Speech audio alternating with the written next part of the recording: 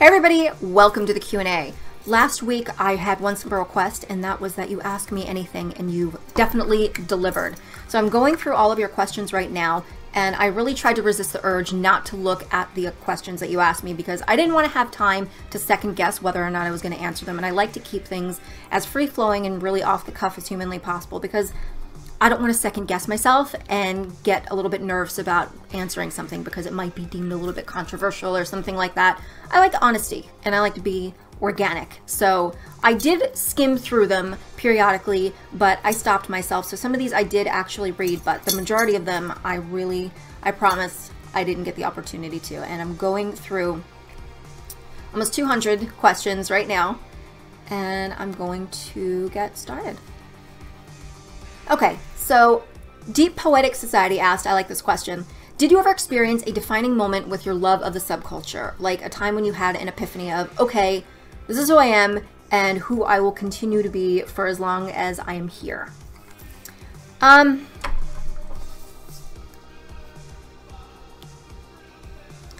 Yes. It was, okay. If you're new to my channel, you're not going to have any idea what I'm talking about, but some of you will remember me referring to a club night called The Shop, and it was not a goth club, but it was an alternative club, and it was in a massive warehouse where it housed like every sort of alternative subculture you can really imagine. It was like punk, there were ravers, there were goths, it was industrial, it was grunge, there were hippies, there were ska kids, it was everything. And I was walking in the club with my friend, and I was nervous. I was a little bit freaked out because I'd never been to a night like that. And I walked in, and when you walk into this club, it's like kind of a long snaking hallway. And I remember it was just dark. It was black, and there were strobe lights flashing, there were gargoyles, and the song that was playing, I remember exactly as I was entering, it was 9 Inch Nails' Terrible Lie, and we were literally, it couldn't have been more dramatic, and as we're walking through, it's to the chorus of Terrible Lie, and if you remember that song, you'll know exactly what I'm talking about. I just remember that night really being a defining moment for me. I know that I was interested in alternative music, but it never really had a focus. It was just Smashing Pumpkins, Nirvana, L7, PJ Harvey, stuff like that. So, or Bjork, I loved Bjork. So I never really had any real focus or anything like that, but it was after that night that things of the darker nature really started to pique my interest because I did see a lot of goths that night. I did hear a lot of goth music that night, and it was that really got me interested in trying to discover more, learn more about the scene. I really wanted to find the music, and I think a lot of the attraction to the music, everybody kind of wants what they can't have, and the music was just so hard to get that it made me want it more. Even though I loved it, it just made you want it that much more. So it was really that night. I'm kind of veering off on a different topic, but that was, I would say for me, my defining moment where I went from, I guess you can say, your alternative kid to goth. Elementary school dropout wants to know, do you recall exactly how you turned your friends goth in high school? I currently have no friends who really fall in with that subculture or even listen to the music. I really want to introduce them to the music, at least so they'll be more aware about what it is. Ideally, they would enjoy the music as well. Do you have any tips on doing this? So I'll tell you how I did it. What I would do was I would kind of compile a list of the songs that just hit me on a visceral level. I would use some industrial as well. Industrial really helped people along, like bridge that gap, and not modern day industrial, because modern day industrial versus older industrial are like two completely different animals, because as time progressed it just veered off into this entirely different thing, which is why the whole goth industrial thing doesn't really coalesce today as it did back in my day. So I would use things like Wumpscut, Skinny Puppy, a lot more electronic-based music, because for somebody who doesn't know anything about the subculture, there's something about incorporating things that are electronic, even Darkwave, that makes it more palatable and easier for them to digest.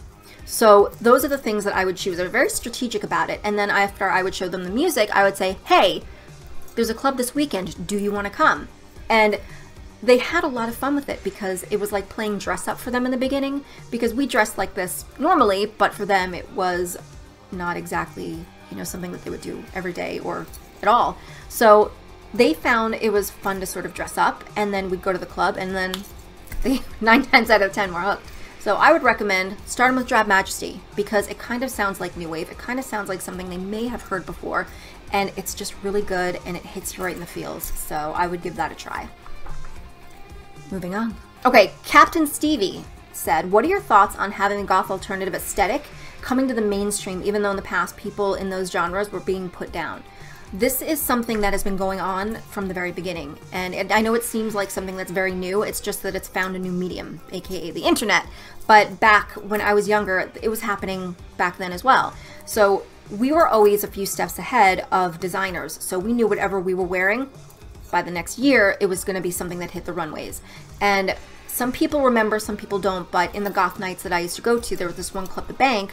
Anna Sui, who's a famous designer, she would have her interns come to the club and they would just sketch what people were wearing. And if you look at Anna Sui's runway couture shows, about, I would say, from 95 to 98, you're going to see a lot of things that are heavily, heavily, heavily goth influenced. And that's because a lot of the things that you're seeing are a lot of the things that were based on what myself and my peers were wearing at that club. So mainstream has always taken influence from the goth subculture and alternative subcultures, and they're just going to continue to do so. So is it irritating? A little bit, especially when it's people who did make fun of you in the past for it, and now they're suddenly donning that look.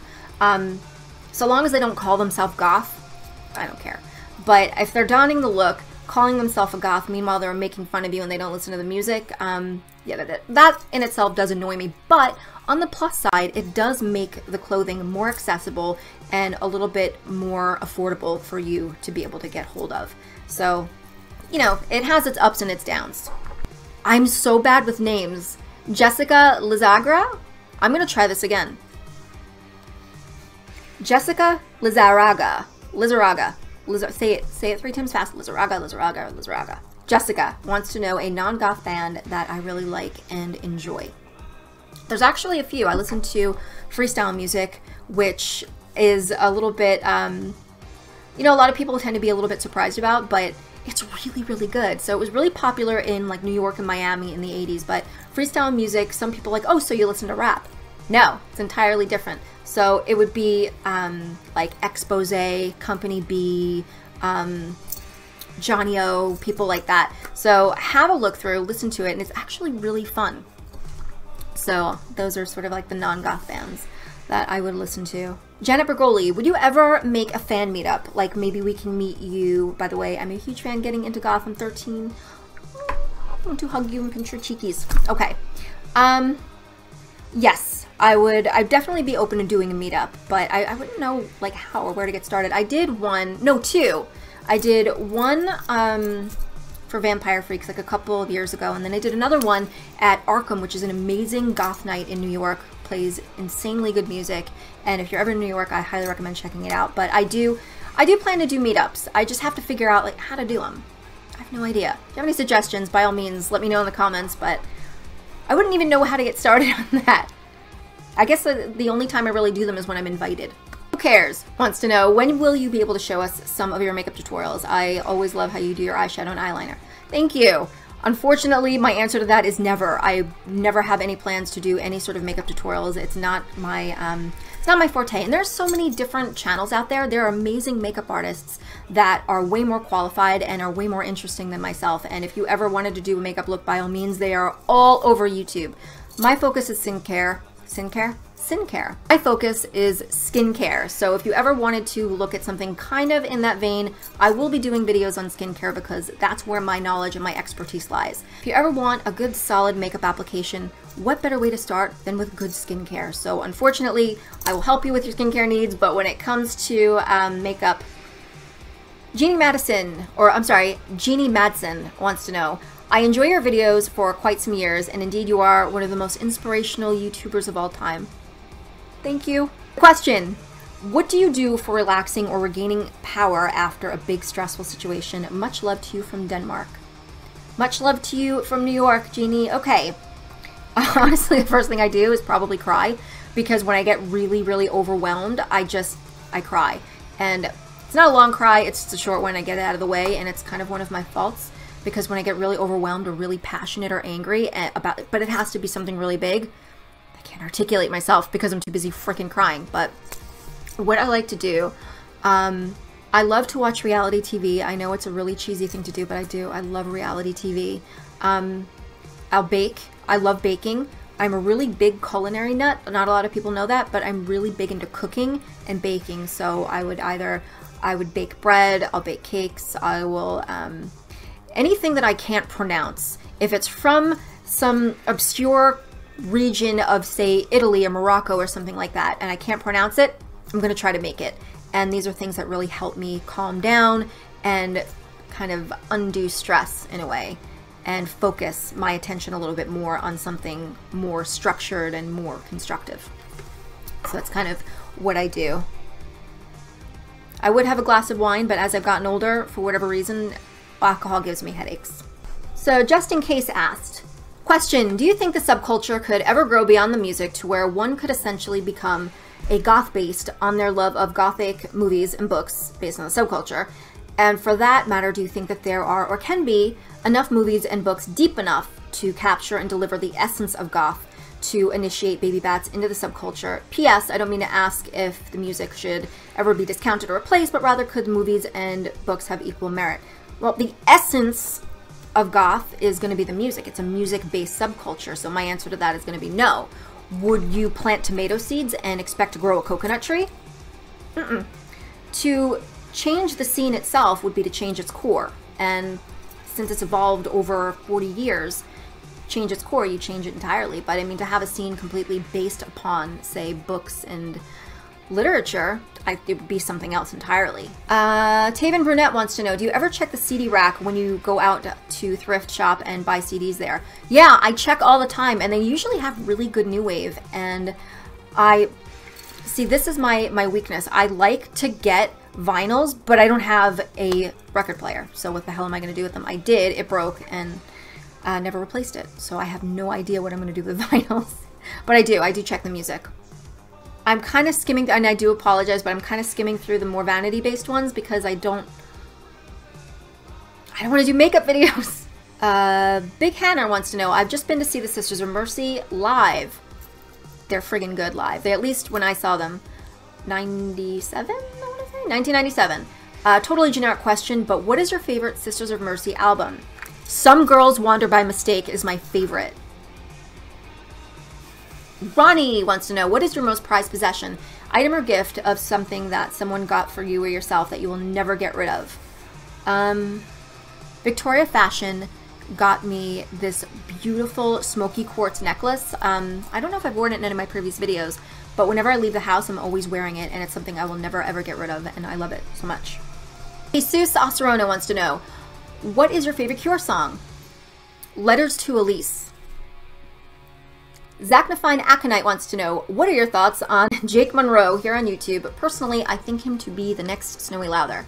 Whether or not this will remain in the video once I edit, I have no idea. It might get deleted. I don't know. But I'm going to answer this nonetheless because I don't know how I'm going to be feeling when it comes to the editing process. Do I feel brave enough to open that floodgate? We'll see. Okay, so what are your thoughts on Jake Munro here on YouTube? Personally, I think him to be the next Snowy Lowther. Okay. I will have to disagree with your statement because I feel like he and Snowy Lowther are kind of night and day. I don't think Snowy Lowther is not a malicious or negative person. I think that she's a well-meaning person, and I don't think that she's inherently bad or anything like that. I do think that she tends to pander a little bit, but she's not a bad person. You know what? I'll tell you a story. I have a story. So, a few years back, Toxic Tears and I used to follow each other on Twitter. And around that time, she had been posting a lot of, she was going through some stuff. And it was really, really obvious. And I'm the kind of person, when I see somebody that's clearly going through stuff, I'm going to reach out. It's just the kind of person that I am. I'm going to reach out and ask, hey, are you okay? Do you want to talk? It's just kind of in my nature. Being a person that's gone through stuff myself, I appreciate it when people kind of extend that to me, so I'm always the one that's going to be the first person to try and do that with someone else. So I did. I went into her DMs and I said, hey, are you okay? Do you want to talk? Is everything cool? And that happened, I think, like once or twice, where we had a DM conversation, and you know, she just sort of vented a bit, and I thought she was a sweet girl. So around the same time, Jake had released a video on his YouTube channel where he just trashed goths entirely. He goes on about how he's not goth, how he hates goth music, he hates goth fashion, he calls goths elitist pricks, dicks. He goes through the whole thing. I mean, he trashes the goth scene, goths, and I felt called out because I'm a goth and I'm thinking, who the hell is this? So where I seen this posted, it was being posted everywhere, but I believe it was Cemetery Confessions, and it was the first place that I saw the video, and I, among many people, commented, and I called Jake a rot-mouth prick clown, which at the time seemed like an appropriate response to the tirade he went on against me and the very things that I love. Why would you insult me like that? You don't know me. So that is what I said, and the very next day I see my comment quoted from Toxic Tears on Twitter, and she's going on this rampage about people dissing Jake and you know, saying, I thought I had a friend here, I guess not, and then my comment being quoted. And it was at that point that I realized that Jake is Toxic Tears' boyfriend. I had no idea up until that point. So naturally you would think that a person would, being upset like that, they would confront you about it and say, hey, you upset me. You said XYZ about my significant other. That's not cool. But she didn't do that. She kind of went and did this public thing, but I mean, everybody's different the way they react to stuff. So I was the one that reached out to her. I DM'd her and I said, hey, is there anything you want to talk to me about? And then boom, the message went on, and she was pissed. Rightfully so. This is her boyfriend, but at the same time, I had a right to feel slighted by what he had said. He basically insulted myself, my subculture. I mean, he went for it. The video is still up if you want to see it, but she had demanded that I apologize. And she wanted a public apology, and she wanted a retraction of what I said. And I said, nope, not gonna happen. I said, what I will say is that I am sorry for hurting you, because you are clearly hurt. And that I genuinely meant, because I hurt her feelings, and that wasn't my intention. So I apologized to her. I said, I'm sorry. I definitely didn't mean to hurt you, but I am not sorry for what I said about Jake, and I'm not retracting anything, because I mean it. Unless he publicly retracts all the shit that he said about goths, which was horribly nasty, then, you know, we're gonna, you know, find ourselves at a stalemate here. Toxic Tears and I, we do not follow each other anymore on Twitter. I know the whole thing kind of rubbed her the wrong way, and I understand. So I'm not gonna begrudge her that. But do I like Jake? No, I don't. I think there's really, to go from one extreme to the next like that, and like really shitting on the subculture, really shitting on us as people, and then suddenly claiming to be goth, it just denotes somebody who very clearly sees a niche that they can gain popularity and make money off of, and there's just no honor in that. You know, it's just shameless and dishonorable, and I've never watched any of his videos other than the one excerpt from that one, and I don't plan to in the future. But if you're a Jake fan, I'm sorry. No offense to you, you obviously can like whoever you want, but for me personally, that's kind of how I feel. So Crystal Nix wants to know, and you kind of, Crystal Nix, and you kind of look a little bit in your profile image, it's small, but you kind of look a little bit like Stevie Nicks. How can I go about explaining what the goth subculture is to my family members who are Jehovah's Witnesses? So if they were Christians or Catholic or something, we might have a little bit of easier time, but Jehovah's, they're going to be a little bit of a tough nut to crack. They can be a little bit more stubborn. So they think that goths are Satanists and worship the devil. It's hard to be around because they're always judging. But I want to change that, maybe not their minds, but at least shed some light on what goth really is. How can I go about that? Okay. I made a video actually a year ago specifically for this reason. I designed it to show to parents whose kids are goth and their parents give them crap for it or don't allow them to listen to the music or explore the subculture, and it really is to just dispel a lot of the rumors, like the main stereotypes that we have that parents seem to have the most issues with. I kind of tackle that, so I will post a link to that video in the comments. Shivani wants to know, hi Angela, I'm wondering if you know how to play an instrument or sing, or have you ever been considered being in a band? Also, where's my tea box of darkness? I'm so sorry. Yes, I have a box for Shivani, and my husband and I went and we chose some tea from her, or for her, at this tea shop, and I still have it. I just get so busy and overwhelmed that I forget to do pretty much everything, including drink, which I have to remind myself to do. I always forget to hydrate, so I always have to have like a drink nearby. Okay, I can play the keyboard. I could play a little bit of guitar. I can sing a bit. I am not amazing, but I don't suck. Subliminal Verses wants to know, do you like black metal or do you enjoy metal at all? No, not at all, unfortunately. I know a lot of goths that do listen to metal and vice versa, but I was just one of those people that the kind of music that I listen to, like that's outside of goth, is just so unmetal-like that I could never, if you listen to it, you'd be like, yeah, this person would never listen to metal. And I can't. I tried. I can't. It's not really my deal. Love Music Isho wants to know, what band or concert did you wish you went to go see when you were younger in the 90s that you can't go to now? Corpus Delicti and Faith in the Muse are two of the ones that I would have freaking loved to have seen.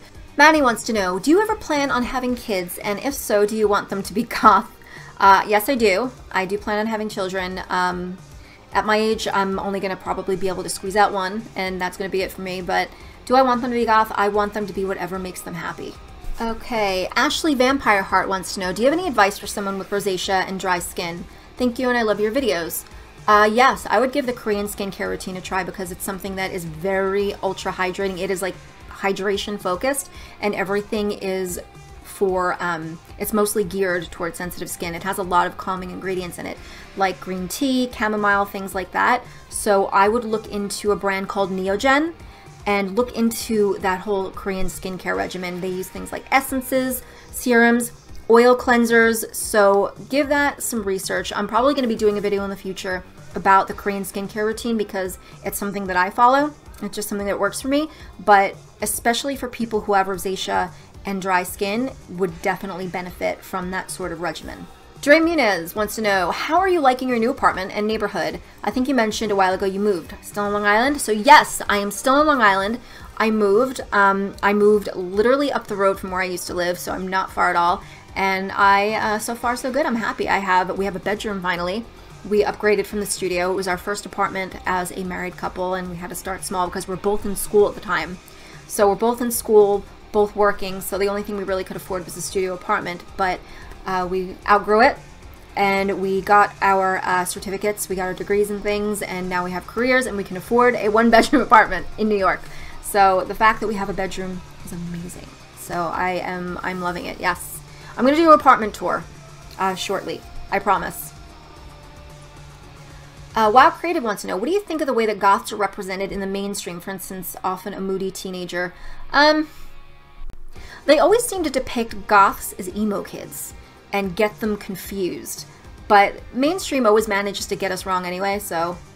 Michelle Forsey Baby Bats wants to know, I just started watching your channel again, and I watched your fertility video, and I was just wondering if that was making headway.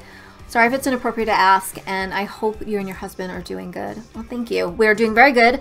Unfortunately, no progress in the baby department. We aren't really aggressively trying, and when I was seeing the fertility specialist, and I still am, it was something that is not being aggressively followed through because it's not really necessary. But what happens is when you are my age, teamed up with, if you've been trying for 6 months or longer and nothing happens, you're automatically referred to a fertility specialist by your doctor, just to make sure that everything is working and everything is in order. And as far as myself, everything is great. But yeah, I think it just really has to do with my age. So I'm gonna keep plugging away, keep trying, and see how it goes, fingers crossed. And my birthday's tomorrow. I was hoping to have had a baby by now, but my 40th birthday is tomorrow, and I really did not want to have a baby after 40, but it looks like, unfortunately, that's what's gonna have to happen. So we're still trying. I would like to know what Darkwave band you love the most, past or present. So back when I was younger, I was a huge Clan of Zymox fan, and I still am. But as things have sort of progressed, right now, some people may disagree whether they're Darkwave or not. I'd say they're kind of new wavy sounding, but Drab Majesty, I love. And new and old is, I would say, the Frozen Autumn, because I loved them back when I was a teenager, and I still love them, and they're still producing music. OM wants to know, do you ever get overwhelmed with baby bats asking you things? I'm an elder goth, and sometimes if I wear my vintage gothic dresses, baby bats seem to pop out of the bushes asking about music, clothes, makeup. I'm not a slob, just really introverted. Love your channel. I'm sorry. If you're an introvert, I know that that could probably be really overwhelming, and I definitely understand that. As for myself, I'm not, and I love getting questions because I love answering questions. And I like helping people, and especially when baby bats have questions about the music or clothes, I'm always like, yes! You know, I'm always that, I'm the more the merrier mentality, so I'm always happy to help. So as for myself, it doesn't overwhelm me, and I don't get tired of getting questions or anything like that. Radio Romance wants to know, meal planning and favorite recipes for keeping a healthy, enjoyable life. Cooking playlist, that's a cool idea. I might consider doing something like that. But as far as meal planning, I do eat really healthy. I always have. I indulge in junk food every now and again, but I tend to really eat low sugar. I love carbs. I can't help it. I'm a carb junkie. I have to keep the sort of cholesterol down. But as far as, I would say like a regular meal for me, I love freaking spaghetti squash. If you've never seen spaghetti squash, it's amazing. It is spaghetti and squash simultaneously, and I will Italian it up. I'll put like a pasta sauce, I'll put Parmesan cheese on it. I'll hook that crap up. But I love cauliflower rice is really good. I eat a lot of Japanese food. I cook a lot of Japanese at home, and it's one of my favorite things. I can't really do a lot of Italian food because, oddly enough, my husband married somebody who's primarily Italian, and he doesn't like Italian food. He doesn't eat pasta or anything like that, so imagine that. Tiffy Tattoo wants to know, are you into German goth bands like Blut Engel, Lacrimosa? I love Lacrimosa. Blut Engel I listened to a few years back. My ex actually went on a tour with their side project, Terminal Choice, back in like 2000, I want to say. They toured. My ex's band was on their same record label and toured with Terminal Choice around Germany and Belgium. And will you ever, or have you ever been to a festival like WGT or Amphi? I've never been, and I hope someday to go. You get amazing band lineups, and I would love to go. That would be amazing, just to sort of like meet everybody and see people from like, you know, different cultures that are, you know, but we share that in common. It's like we're all from these different cultures, but that one thing we share in common is that we're goth. And I would just love to meet people from different cultures and different backgrounds and from all over, and then just come together and listen to music that we love. That's like magic right there. Sorry, screen went black again. I had to put my fingerprint in. Darkwave Master 66 wants to know, do you think the goth culture will ever make a comeback and be mainstream? If so, how do you think it'll happen? So being mainstream and making a comeback are two entirely different things. Goth has never, and it will never be mainstream. It's always going to be an underground subculture, but that doesn't mean that it can't flourish as well simultaneously. So I think with the goth scene, it's a lot of ebbs and flows. It just sort of does this. So it has its peaks, it has its drops, and it's definitely seen its peaks and drops over the years. I would say mid-2000s is when it was really at its all-time low, but it's been on its way up. There are countless, I mean, it would take me forever to go through the amount of bands that are out now. You know, the amount of goth bands that are new and producing music and touring, the amount of events and goings on that there are, it's on the up. And there are definitely things going on and happening. So right now, I think goth is in the process of hitting another peak. That's just my opinion, but there's definitely things happening. Spooky Tinkles ASMR wants to know, fellow elder goth here, though I don't think either one of us qualifies as elder anything, what advice would you give to the younger goth generation coming up the ranks? Don't be a dick. We all start somewhere, right? So we have to be able to feel comfortable asking questions, and if somebody is a little bit on the more pretentious side, we might feel less likely to want to ask that question. So just be inclusive and be open-minded to helping people along. Little Dove Cole wants to know, I'm wondering if you have any baby names picked out. I do. We have a few, but I don't want to jinx it by saying them. So hopefully in the future you will get to know what they are. Mateo Mercado wants to know, hey Angela, my question is, do you think that goth clubs will be more popular in the future? I love to go out and dance, but there's virtually no scene anywhere near me. I think a lot of goths are in the same boat as me. Would you recommend, what would you recommend, I'm sorry, to do if there's no local scene? So I made a video about having a party, have a house party, and I do think that more club nights are opening up in places. One of the main issues is that they're not as inclusive as they should be because they're not 18 plus, they're like 21 and up, so that kind of leaves a little bit of a gap where there's a certain group of people that won't be able to go. So if you fall into the 21 and under category, or you have no scene, watch a recent video I did, and it's how to throw a house party. So have a house party, invite all your friends, and start from there. Blue2469 wants to know, favorite flavor of potato chips? Trader Joe's makes these insane potato chips. They're truffle, and I love Italian truffles, and they are truffle flavored potato chips, and they're so good. For those of you who are hearing me say truffle and thinking chocolate, it's actually a type of mushroom. Free and Unexplained wants to know, what is your biggest pet peeve? It could be goth related or just in general. I have a lot of pet peeves, actually. I guess I'm a generally bothered person sometimes. Call it being a Libra and the scales of justice, who knows. But some of the things that annoy me and irk me are just inconsideration. People who are just genuinely inconsiderate people who will just do things for themselves and give no shits for anyone else. Patchouli Rose wants to know, how is your hair so hecking vibrant? Your hair grows so much. How do you maintain the steady growth? I love it. I don't know.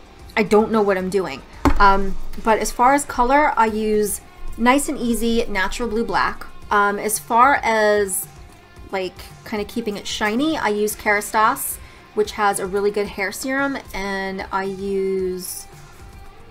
always use different shampoos, but I like the generic brand from Sally Beauty Supply, and right now I'm using a tea tree one because I have a really sensitive scalp. I actually have something called seborrheic dermatitis, so I have to be very careful of what I use on my skin and hair.